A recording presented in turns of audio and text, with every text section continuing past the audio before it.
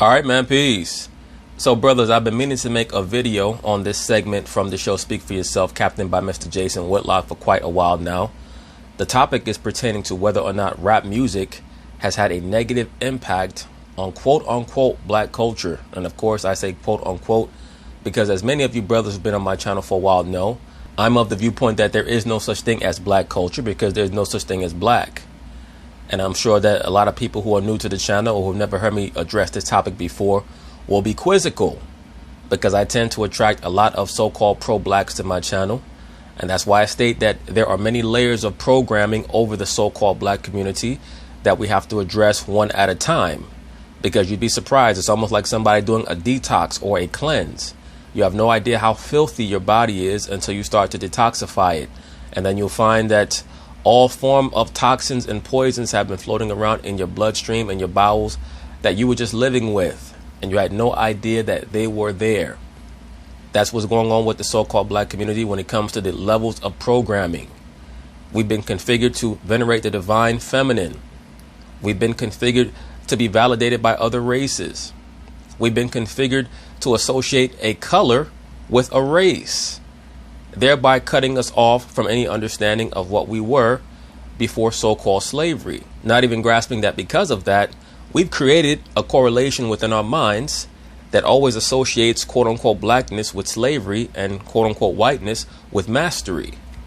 And nothing could be further from the truth. But just getting back to the point here, they had a very interesting conversation, once again led by Mr. Jason Whitlock. Marcellus Wiley also was on hand. Katino Mobley, the retired former NBA player. And they were speaking about the impact that quote-unquote rap has had on quote-unquote black culture. And just speaking about hip-hop or rap should be a video all in and of itself. But we have to understand something. What we call rap music today, or hip-hop music, is really post-crack epidemic music. And there has to be a separation made in the timeline of our existence in this society from the music before the crack epidemic and the music after the crack epidemic, because the crack epidemic had a very similar effect on the so-called black community as the dropping of the nuclear bombs did on Hiroshima and Nagasaki. Very similar. And I'm sure that people might say that I'm being hyperbolic. No, I am not.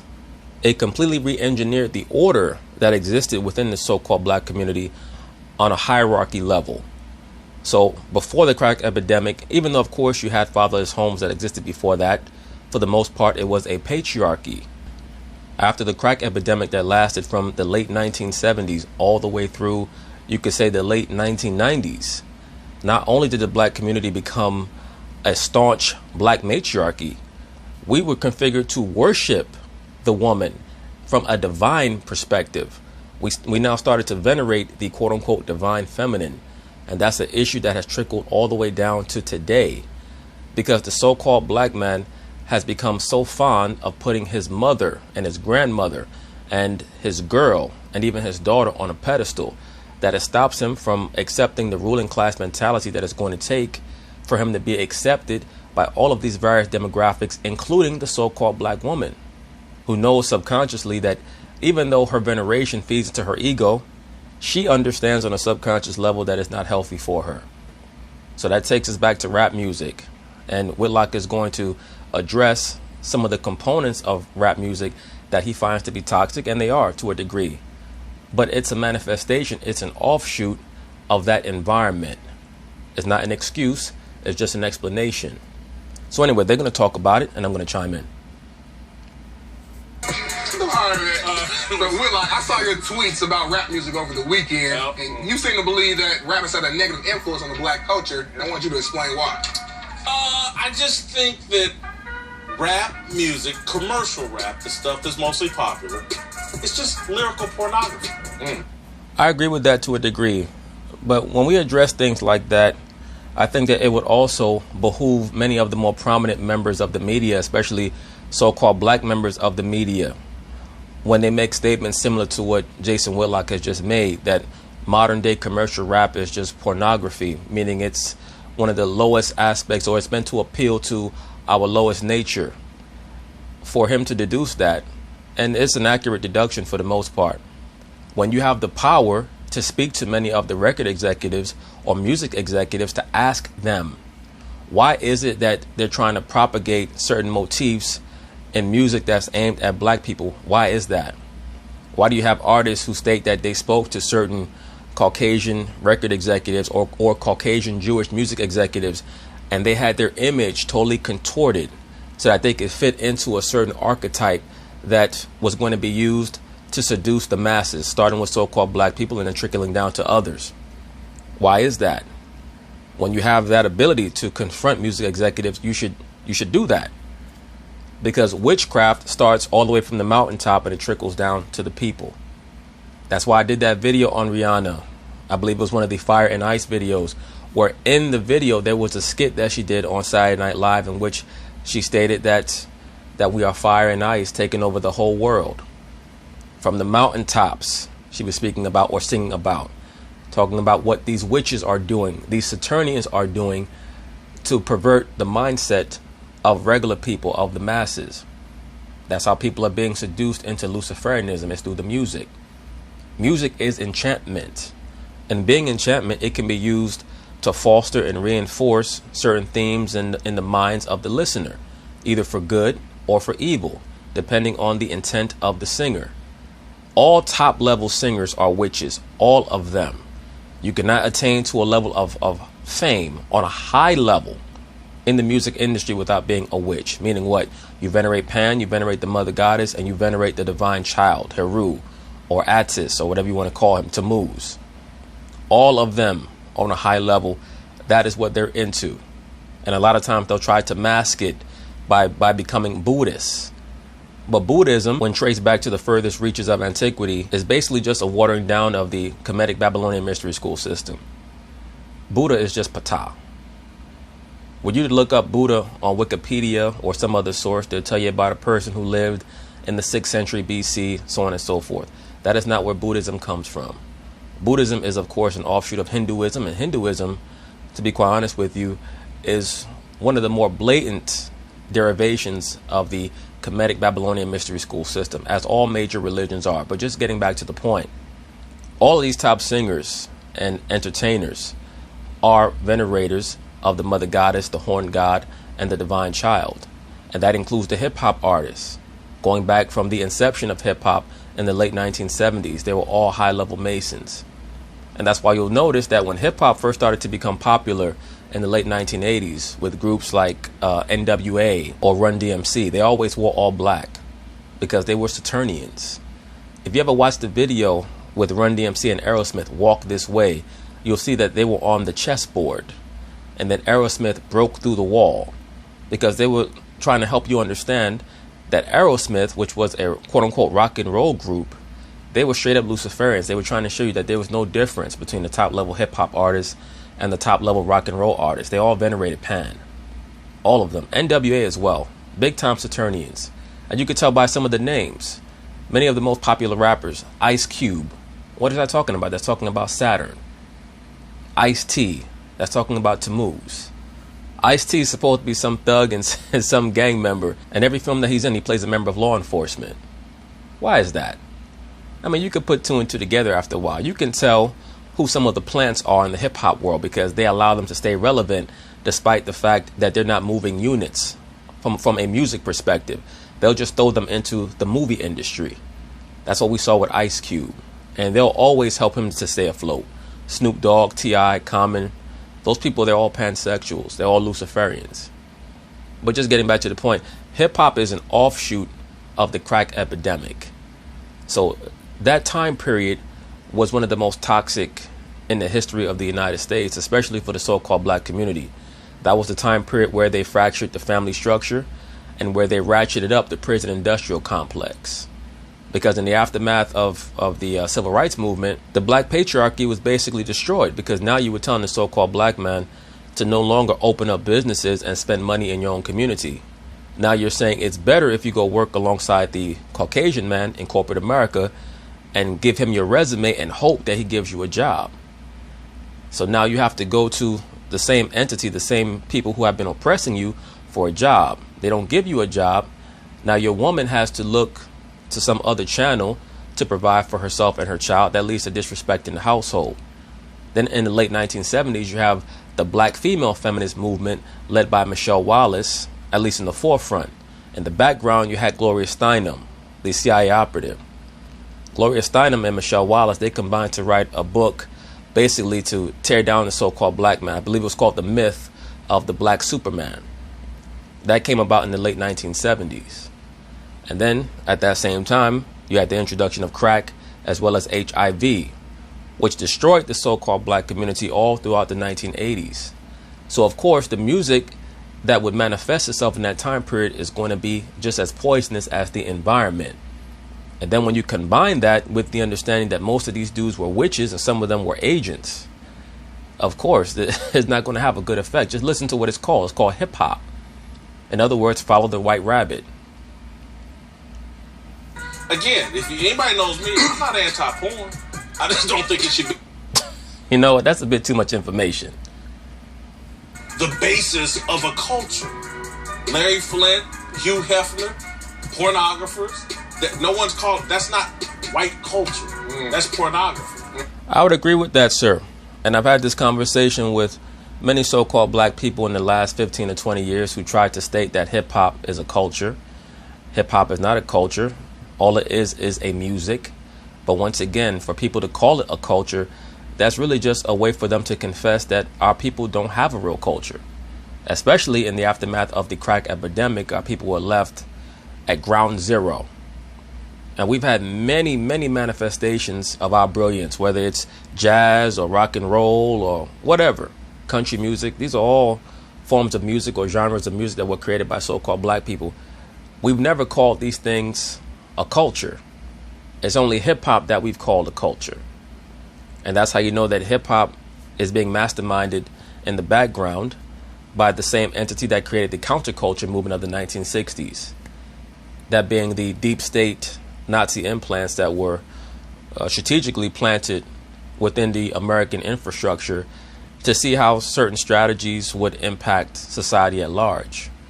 Not to diverge off into another tangent, but for those of you who don't know, in the aftermath of World War II, many of the Nazis' top societal engineers and scientists were brought over to the Americas in an operation called Operation Paperclip, as well as Operation Rat Run. That's why starting in the 1950s, you started to see the promoting of rock and roll music. They were trying to see how they could use music to change culture. And then in the 1960s, you had the introduction of LSD and the promotion of marijuana for the first time. In many of these rock and roll bands, most of them were MK Ultra operatives or assets. 1970s, you had the development of rock and roll into heavy metal. And of course, the burgeoning black music scene. They had to figure out how to control the black music scene because the black music scene was extremely positive. Everything was about love. It was love music. If you ever listen to most black music in the 1960s and 1970s, it was love music. Many of them were Masons or Luciferians as well, but they were also promoting love in the music. It was only after the crack epidemic in the 1980s that the music started to become so antagonistic. And something to be enjoyed mostly in private, in my opinion. A lot of the commercial lyrics, if you listen to it, it's just pornography. Man, the older I get, the more I am married to what you just saying there. And I think our culture is too married to the rap culture, which needs to either get separated or maybe even divorced. Well, here's the issue with that, Marcellus Wiley. Number one, once again, so-called black people need to come to terms with the understanding that we don't have a culture. We don't have a culture. And that's one of the most difficult things for our people to accept, because it's almost like someone who has come to a fork in the road and they've chosen a certain path and they've walked miles and miles and miles down that path and they realize that they made the wrong choice, but it's too late to turn back. Our people have embraced this concept of mixing Afrocentrism with woman worship, with fake activism, and while at the same time calling the so-called white man the devil, but I want to be equal to you. Why would you want to be equal to someone that you call the devil and you're Afrocentrist, but you don't want to live in Africa, which is what you claim your motherland is? Our people have a lot of ideologies that are combative with each other. They just don't grasp that. That's how you know that we're not accepting that we have to start from a new foundation. We have to start from a new foundation. We have to scrap a lot of things, but it's going to take a lot of self-scrutiny, and most of our people are not ready to do that, and they're not going to be ready to do that until a mass traumatic event forces our people to humble ourselves and deal with reality, the bare bones of it, so that we can actually go on a path that's going to be fruitful. Because right now the path that we're on is a Luciferian path, and it's not fruitful at all. We're embracing a lot of Luciferian ideologies that are leading to our degradation. More love. I'm a DJ. I got more love for the hip hop culture than hate, but I will say this. When I get disturbed by it, I like it because I live vicariously through their ignorance. I like the distance. Like, I'm not doing any of that, but you just told me that in art. Respect. But well, sir, for you to say that you're living vicariously through their ignorance, what you're saying is that you're seduced by ignorance. That's what you're saying. So you still have not come to terms with the fact that you feel guilty that you enjoyed the music at one point in time. And don't get it twisted. You know, I still listen to hip hop to a degree. If I'm working out or something like that, if I'm doing an errand, I might listen to certain music that I listened to from back in the 90s, because it just does. After a while, it becomes a part of your person because you were heavily invested in it at a certain time period. But we also have to learn that if we're going to hone in on music today, we also have to do that same level of honing in on the music that we listened to back in the 90s, because it was just as off. If you listen to DMX, if you listen to Biggie Smalls, they talk about raping little girls. These are just facts. They talk about raping little girls on their tracks. And, you know, we too busy vibing out to the music, not understanding that we're being put under a certain level of mind control. So the question is, when are we going to be ready to divest ourselves of that mindset, or at the very least understand that it has to be marginalized? We can't call it the culture. We can't call hip hop music black culture, because basically what you're saying is that your culture is self-degradation or self-marginalization. These are just facts, and this is why other cultures or other nations are starting to ban hip-hop music. Like in China, they don't fuck around. They're bringing heavy modifications on hip-hop music because the energy of so-called black people in America is so powerful and is so seductive that we'll have everyone listening to our music. And if everyone listens to our music, which is just a manifestation of our state of being, they're going to start to have a lot of the same issues that our people have. And these governments from these other countries, they understand that. I hate it when I'm in my spin class and y'all dropping the N-word and you giving the license to every damn person around me to say the same Why didn't you thing. tell me he was like Idris Elba? He a DJ, he just said. Yeah. I did not know he was a DJ. Oh, yeah. You gotta let us know so we can come Stringer up. Bell's a DJ? Is that what you Oh, yeah, said? Stringer Bell gets it, though. He got songs and everything. He He got songs. Yeah, I'm Listen, doing it. I'm so with you in this. When my son is 19 years old, he just turned 19, I have a 9-year-old son. I have to sometimes censor what my 9-year-old listens to, because my 19-year-old listens to some crazy stuff. I don't agree with it. Now, the guys... Catino, knock it off, brother. You're a few years older than me, but we know that back in the 90s, we listened to some crazy music, okay?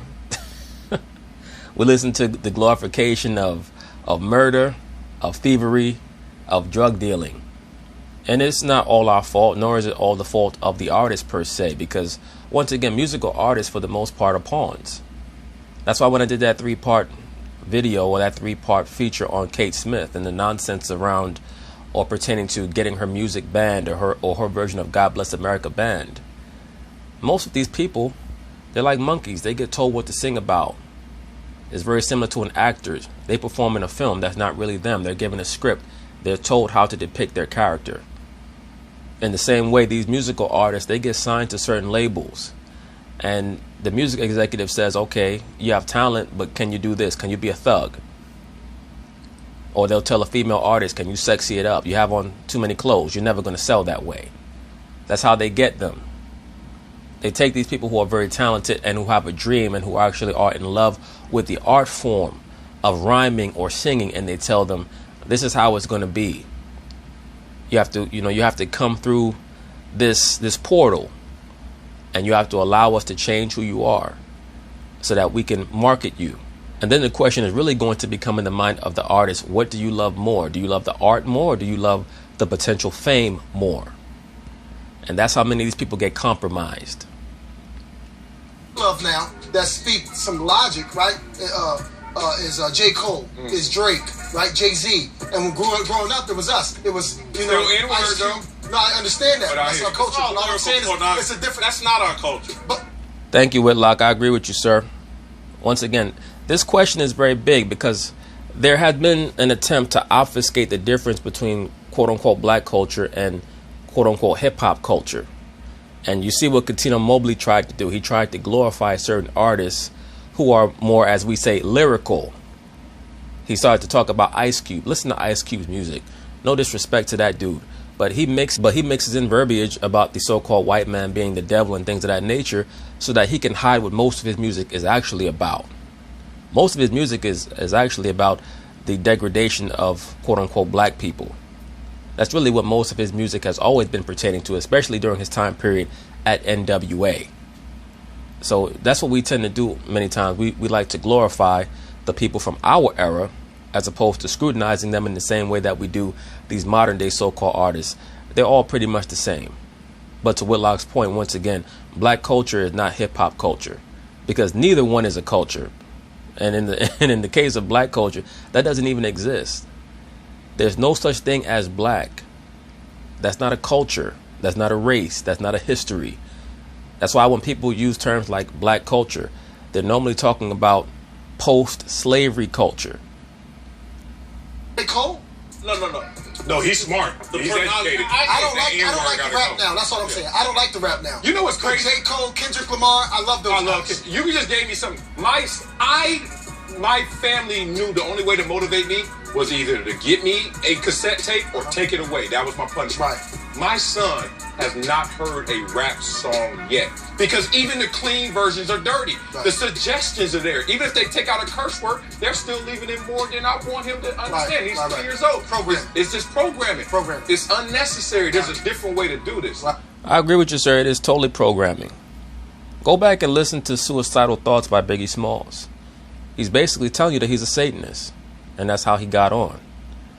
Biggie Smalls, Tupac Shakur, there's a lot that exists underneath the veils of those characters. Those people played characters. That's why it's so easy for them to transition into acting. Just think about it once again. How many of these rappers become actors?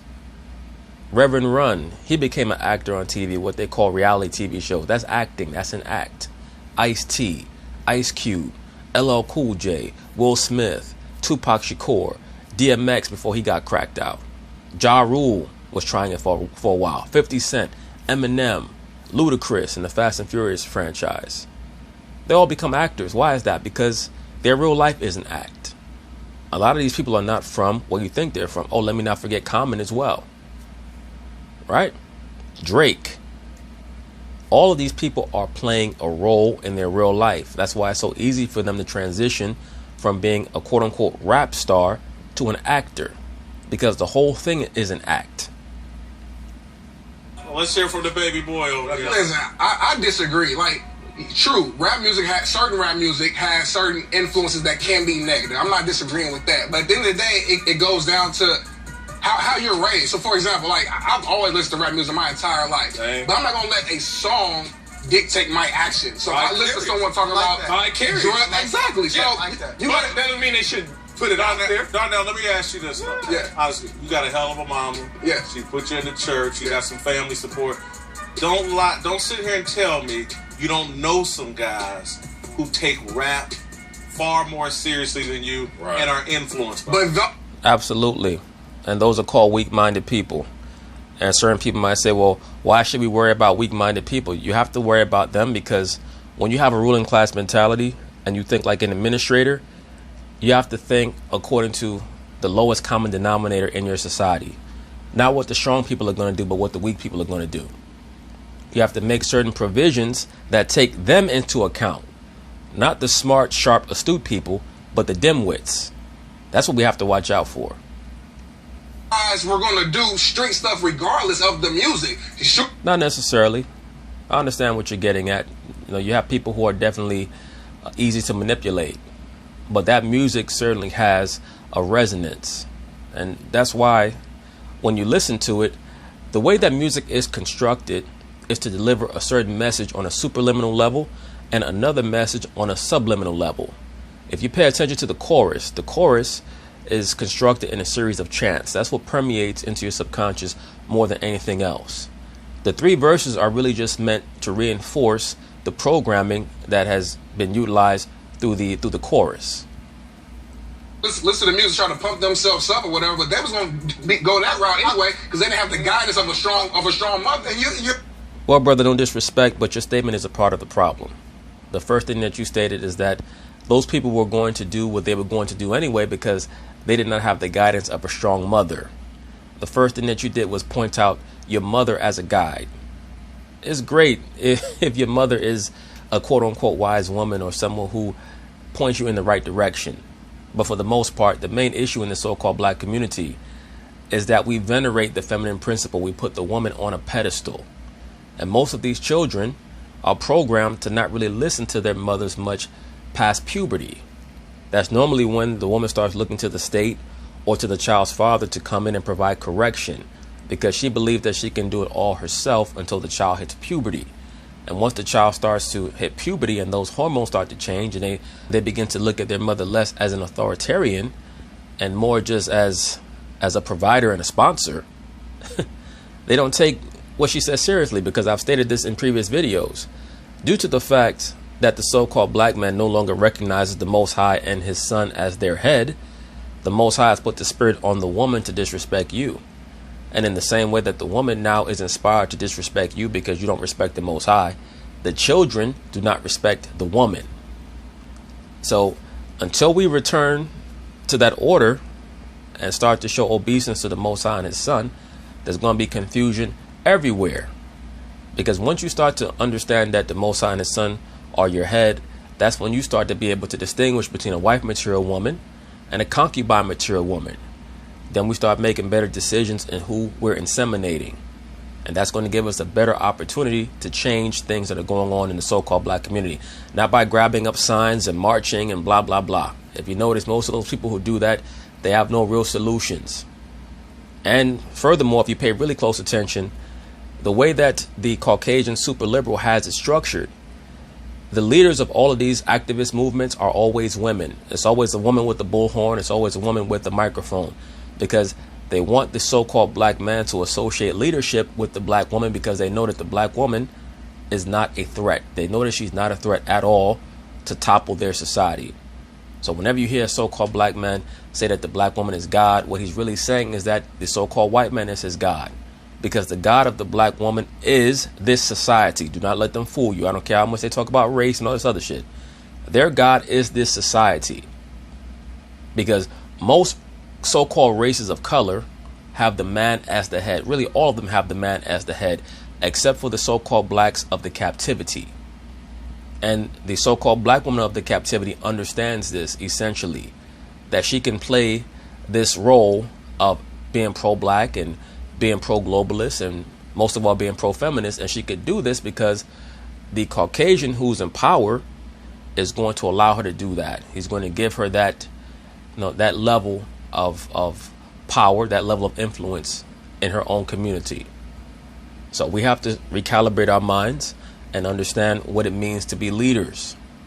It doesn't mean that we denigrate the so-called black woman, but we have to understand how she's been trained.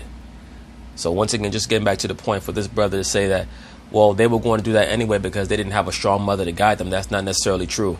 You have many mothers in these households that tell their sons, don't go out and gangbang, don't go out and sell drugs. But once they hit puberty, they feel like they don't have to respect the mother, because a lot of the proceeds that the mother receives are because she's living in the house with that child. So she's not going to kick the child out the house. She almost has to allow her disrespectful son and or daughter to stay there, because them being in the home has a direct correlation with how much funding she's receiving from the government. So once again, it always goes back to the so-called black man. We have to start looking at the so-called black man as the authority figure. But in order for us to do that, we have to return back to our rightful culture. So that's what I mean when I say there's so many levels to this problem. And that's why the so-called black man is a mocking. He's a proverb. He's an astonishment, so on and so forth. Everybody makes fun of the so-called black man, man. And it's because of our poor decisions. Oh, right. Now, how about this one? He just said you had an amazing mom, right? Yeah. All of us had amazing mothers. She put you where in church? Yes. Are all the pastors around this country doing the best they're supposed to do or not? Oh, No, they are not, sir. And that's a great point. As a matter of fact, most of them are not doing what they're supposed to do. But that's a whole other video. But once again, that's a great point. but I'm listening to that man every single Sunday because my mama told me to listen to him. And when I start seeing him do all this little crazy stuff, you know what I'm going to do? I'm going to try to get away with it too someday. Let me say this. And once again, Catino he's going off kind of on a tangent, but it's related to the issue. And that's due to the fact that he saw what Darnell did. He moved towards his mother, and he started talking about the prominence of a quote-unquote strong mother.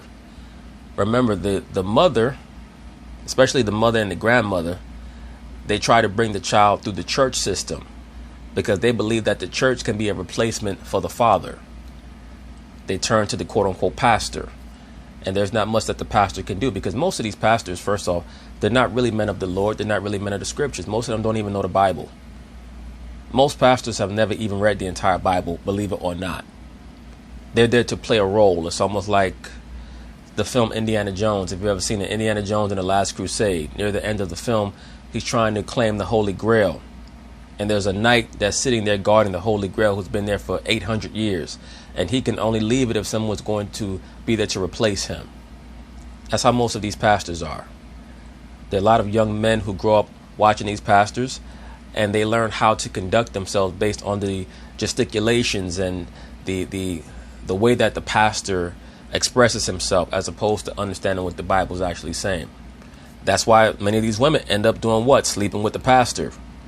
Because they associate the pastor with knowledge. Women are drawn to knowledge and wisdom. It's just natural. So that's why it will behoove the so-called black man to make sure that his wisdom and his knowledge and his understanding are on a high level, so that you actually have something to teach the woman or answer her questions when she asks you questions about certain things. The scriptures say what? If the woman have any type of question, let her ask her husband at home. That's why when these bros jump in my comment section talking about, oh, how come you just talk to the brothers and all that? I tell them, what does your husband think? Because we don't do a good enough job of that as so-called black men. And when I say we don't do a good enough job of that, I'm talking about constantly making sure that the so-called black woman understands that her number one role here on this earth is being a good wife and a mother to a man. Many of them are all over the internet looking for attention from random men because they're not raised to be wives anymore. They're raised to be quote-unquote independent women. You understand? So when you start giving these random broads all this attention, that encourages them to keep doing it as opposed to sending them back to their man. Especially once you have a lot of life experience as a man. I mean, there's nothing that you really haven't seen. So it's like, okay, you're asking me these questions or you're claiming that I'm not giving you enough attention because of what? You really believe that your life will be validated by someone on the internet that you don't know. We have to start to grasp the importance of separating the internet world from the real world. It does not matter what people think about you over the internet. What matters is what's going on in your real life. Okay? If we focus on these things as men more, I promise you our lives will be better. And if we encourage that mentality in the woman more, their lives will be better. Because a lot of these broads, they on the couch sitting next to their man. Their man got a rock hard phallus.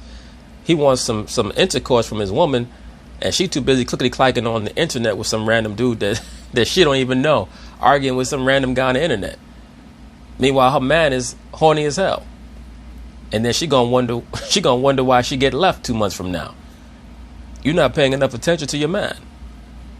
Because I say this repeatedly, look, I worry about the opinion and the feelings of the woman whose vagina I came out of and the woman whose vagina I'm going into. That's it. I don't worry about random broads and their feelings. I don't care about how you feel about any topic at all. It's a give and a take, so I agree with what he's saying. If you have a nice foundation, it don't matter what nobody says outside of that. I agree, but Darnell, I just think if you listen to what's being said in the music, there's so much disrespect for women. It is. Well, that's a good point, brother, but here's my thing with the concept of the disrespect for women in hip-hop. And it's certainly there. But it's very similar to the question of the chicken or the egg.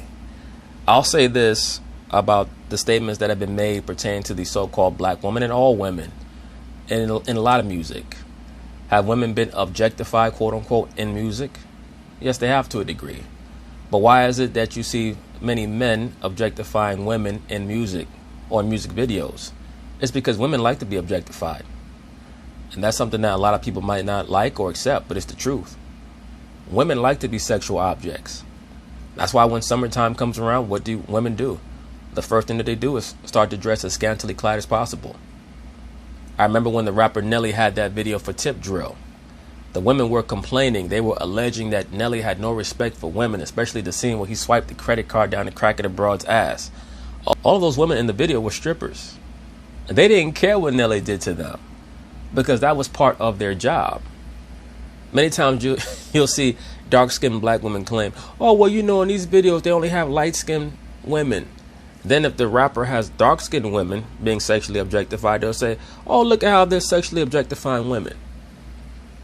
A lot of the antipathy and the enmity that we see now between men and women, particularly black men and black women in the music world, started in the late 1970s, early 1980s, in the aftermath of the black feminist movement. Because once again, back in the 1970s, 99.9% of the music that was being made was love music. In the late 1970s, after or during the black feminist movement, you had singers like Diana Ross and many other singers who started to talk about what a man needs to be doing for them.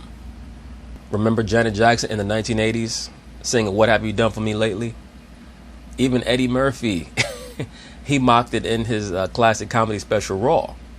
So the women started it. And what you heard from black males in the music industry, especially in the hip hop world, was a response to women starting to make material items or the materialistic aspect of relationships the most important aspect. So that's how that started. And as usual with men, if you start something with men, they'll take it for a while, and then when they finally respond, they're going to go all out. So that's why I state that this concept of the disrespect of black women in hip hop is really a chicken or egg scenario. And I do believe that a lot of what we see is more of a response than anything else. And on top of that, once you declare yourself an independent woman, basically what you're saying is that you can sleep with however many men you want. You can move on to whoever, whenever you want. That's not going to breed respect. It's just not. So that's part and parcel of the condition of the battle. And then we just go, oh, and we keep claiming it as our culture. We said, this is rap, it's our culture. And there's so much disrespect for women. And then you look at the relationship between black men and black women, the divorce rate, the illegitimacy rate, and we think there's no connection. We've embraced a culture that has major hostility towards black women. Well, I think that we have embraced a culture that has major hostility, period. The hostility towards black women is just part and parcel of the overall hostility. If you listen to hip hop in general, it's a hostile music. Once again, it's an offshoot of the crack epidemic. Music is always going to be reflective of the time period in which it was created and the time period of its genesis. Rock and roll music, of course, it came from the jukebox era. So that was a time when so-called blacks would go to, certain dance halls, and the jukebox would play and they would start dancing and so on and so forth. Guy would get on stage with the guitar. Eventually it manifested into rock and roll. Hip hop comes from the street, breakdancing, turntables, MCing. The understanding that essentially the art of rhyme can be used to ensnare the mind of the listener. There's something about rhyming and a person who has the ability to communicate their thoughts in a rhyme pattern that makes that form of music even more enchanting than other forms of music. And that goes back thousands of years. Many of the knights, who were so-called black men, by the way, they would write rhymes about who they killed and how they killed them during the Middle Ages. particularly one of the ruling families of Scotland, the Black Douglases. Of course, you have Shakespeare and his iambic pentameter. All the way down to today. If you can tell a story through rhyme, that's always going to enrapture the people because it takes a great deal of skill. It also allows them to follow your narrative better. That's why Muhammad Ali used rhyme as a mechanism to market himself throughout the 1960s. He's viewed as being one of the fathers of hip-hop. You know, Ali, he used to go down to the Village in the early 1960s, and he'd go to those beatnik poetry clubs, and he would battle a lot of the poets there. And they didn't even know that they were battling him. He would get on stage, and he would let a poet spit one of their rhymes, and then he would say a rhyme in response to that. And that was back in the early 1960s. A lot of them, those coffee drinking, goatee having Caucasians at those poetry coffee shops back then, they didn't know what the hell he was doing. But that was just, hip hop is kind of an amalgamation of the rhyming from antiquity with something that so-called black people do call playing the dozens, where we just snap on one another. And it just started to develop from there. But just getting back to the point, music is just an offshoot of the environment. And it can also be used for social engineering, which is what hip hop is being used for today. And it's been used for that since the mid 1980s.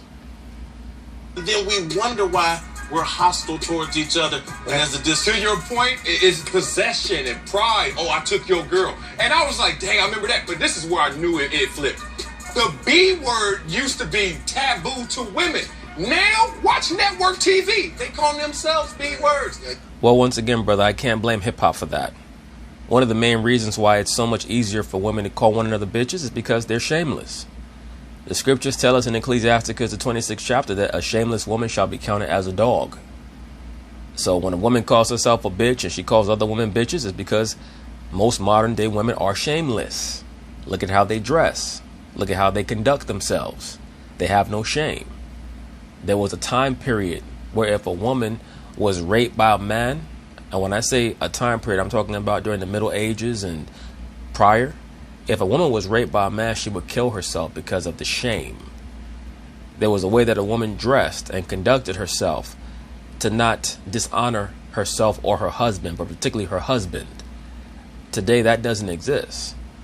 A lot of these females are on these jobs, quote unquote married, flirting with men on the job. So I can't blame hip hop for why females conduct themselves how they do. I blame the black feminist movement of the late 1970s. The woman has to be moderated. People might not like that, but that is the case. They have to be moderated. And are there good women who still have honor and respect for themselves? Of course. But in general, most of them are shameless because most of them are Luciferian, i.e. liberal. You know, beat them over the head so much with this. Hey, I just had to accept it. It becomes normal. It becomes normal. it's Right. pornography. Desensitized. Anybody that knows me, I'm not anti-porn. That's the second time you said that, bruh. Once again, that's too much information. We don't need to have that vision of a butt-naked Jason Whitlock in his den looking at some porn website. I'm good. It's not at the forefront of my culture in any way. And I listen to rap music with a headphone on. You won't catch me out listening with my mother and other people. The N-word in spin class, y'all need to You won't catch me online stop it, man. I hate my looking at porn with my mother. Marcellus Wallace is talking about his spin class. You mad because there's a bunch of white people in your spin class talking about nigga? Maybe you need to go to a different spin class, bro.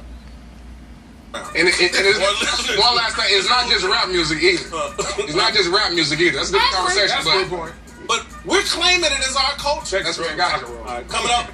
But anyway, that's basically it on that. I thought that was a very good conversation. But once again, if we're going to talk about the genesis of hip-hop and the issues in the so-called black community, it's far bigger than just hip-hop itself. Hip-hop is a tool that has been used to exacerbate many of the issues in the so-called black community, issues that go back many, many decades, even centuries. But that's neither here nor there. Peace.